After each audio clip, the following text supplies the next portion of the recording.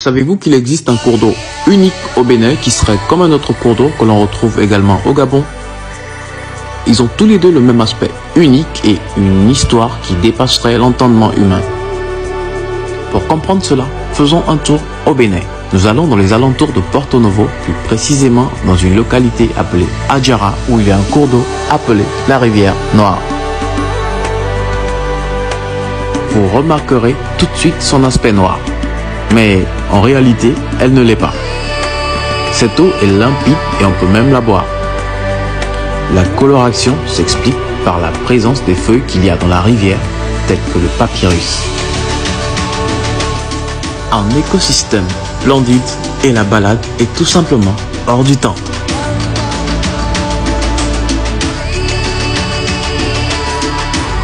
Et au Gabon, dans une localité appelée Adanhé, située à environ 2 heures de Libreville, il existe un cours d'eau appelé l'Ambini qui se présente comme la rivière Noire.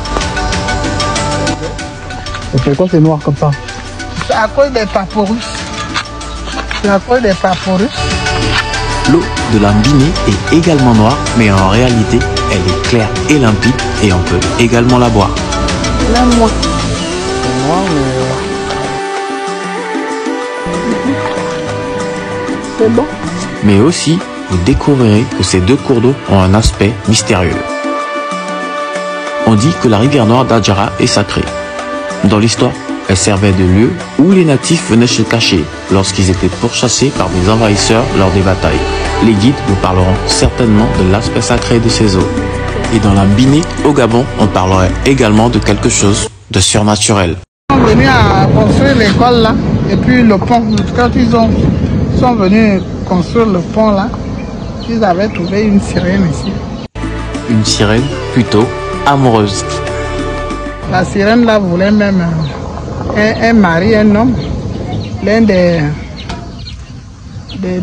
travailleurs. Elle est toujours là? Oui, elle est toujours là. Donc qu'est-ce qu'on fait des rituels pour l'invoquer? Mais les enfants se lavent là, il n'y a pas de problème, il n'est pas méchant.